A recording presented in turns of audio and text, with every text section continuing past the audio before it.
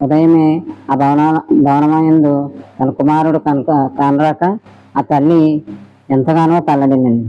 ఇల్లంతా భవనం అంతా వెక్కించి చూసింది, ఎక్కడా కానరాలేదు. ఇంకా చాలా బాధపడి అందరితోనూ మొరపెట్టుకుంది, యేసుకుమారుడు కనిపించట్లేదు, వెతకండి, 4 చోట్లకి వెళ్ళి వెతకండి అని అందరినీ పురమాయించి బయటికి పంపించారు. ఆ తండ్రి శ్రేష్ఠి తన గారాబు కుమారుడు ఏమయ్యాడని తల్లడిల్లిపోయి ఇంకొక మార్గంలో ఆ అడుగు జాడలను బట్టి నడుచుకుంటూ వచ్చాడు. అది ఎక్కడికి దారి తీసింది? బుద్ధ భగవాన్ ఉన్న చోటకి దారి చూపించింది. శ్రేష్ఠి ఆ మార్గంలో రావటం భగవాన్ ముందే చూసి తను కూడా కూర్చుని శ్రేష్ఠి వస్తున్నాడు అనమాట. గమనించారు భగవాన్. రా శ్రేష్ఠి, గృహపతి వచ్చి కూర్చొని అన్నాను. అప్పుడు భగవంతా,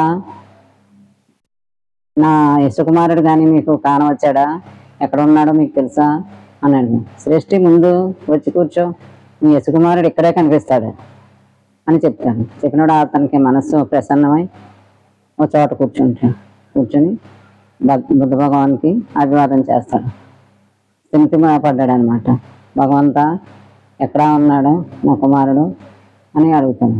ఉన్నాడు, ఇక్కడే నువ్వు చూస్తావు నీ కుమారుడిని అని ఎన్నో ధర్మాలు చెప్తారు, కథలు చెప్తారు, ఎంతో ధైర్యం చెప్తారు.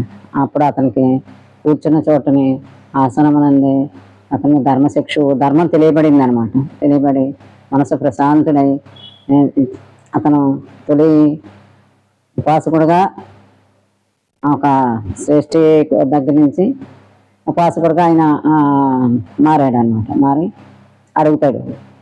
అప్పుడు అంటాడు, భగవంతా, మీరు నన్ను చాలా చక్కబెట్టారు, మూసి ఉన్న దాన్ని తెలిసినట్టుగా చక్కగా ధర్మం చెప్పారు, చీకటి నుంచి వెలుగు వచ్చినట్టు ధర్మం చెప్పారు, బోర్లపడదాన్ని నిలబెట్టినట్టు చెప్పారు, అనేక ధర్మాలు చెప్పారు. ఎంతో బాగా నాకు అర్థమైంది. ఇప్పుడు నాకు ఏ బాధ లేదు, యశకుమారుని గురించి కానీ ఏది కానీ లేదు.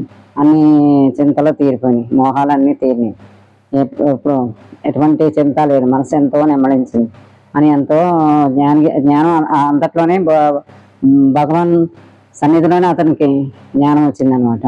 అడిగినప్పుడు చెప్పాడనమాట. అప్పుడు మీ కుమారుడు ఇక్కడే ఉన్నాడని యశుడు వస్తాడనమాట.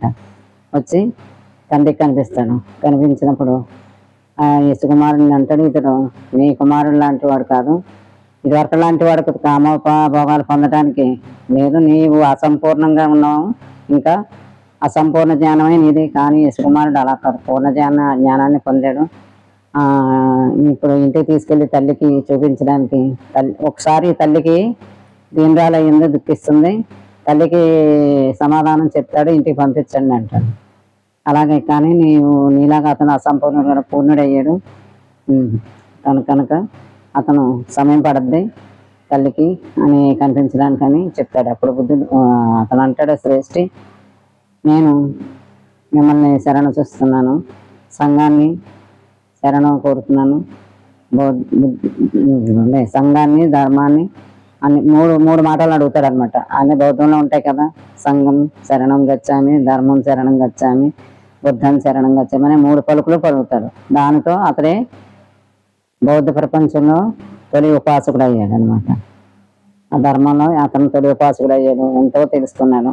ఒక్కొక్కరికి ఒక్కొక్క సమయం వస్తుంది జ్ఞానం, ఎవరో తప్పించుకోలేరు.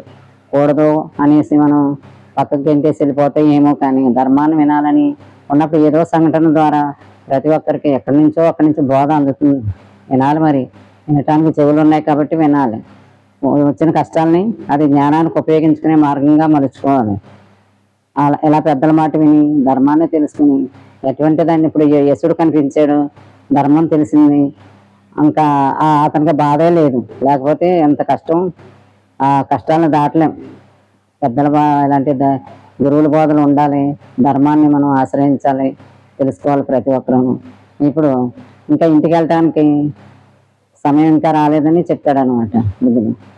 అయితే మా ఇంటికి మీరు అందరూ మీ శిష్యులు అందరూ మా ఇంటికి వచ్చి భోజనానికి రండి అని విన్నవించుకుంటాం.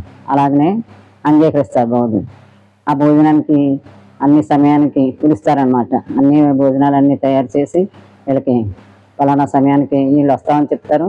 అలాన్నీ ఏర్పాట్లు చేసుకుని చక్కగా ఎంతో ఎన్నో పదార్థాలు వడ్డిస్తారు, ప్రేమతో భక్తితో వడ్డిస్తారు. వీరు తిని అలాగే ఈ బౌద్ధులు భిక్షువులు తిని వాళ్ళకి ఎన్నో ధర్మాలు చెప్తారు. ఎంతో చక్కగా వాళ్ళకి ఎలా నడుచుకోవాలి, ఎలా రాజ్యాన్ని చేయాలి, ఎలా ప్రజలు చూసుకోవాలి, అలాంటి ధర్మాలన్నీ చెప్తారు. తినేసి ఊరుకోరు. ఎక్కడైనా ఇంత భోజనం చేశారనుకోండి ధర్మాలు చెప్తారు, నడవడికలు చెప్తారు. వాళ్ళకి ఎన్నో బోధలు చేసి మంచి మార్గంలో నడిపిస్తారు. అలాగే బుద్ధుని చర్యలు ఎన్ని ప్రతి చోట భిక్షానికి వెళ్ళి ఇంత వాళ్ళకి భిక్షని తీసుకుని వాళ్ళకి ధర్మాన్ని చెప్పడమే బుద్ధ చర్య. ఆయన జీవితం అంతా 80 సంవత్సరాలు ఎంతో జీవించారు. అంతకాలము చివరి వరకు మరణం అనకూడదు, నిర్మాణం పొందే వరకు కూడా ఆ క్షణం వరకు కూడా ఆయన బోధ చెప్తానే ఉన్నారు, దర్శనం ఇస్తానే ఉన్నారు.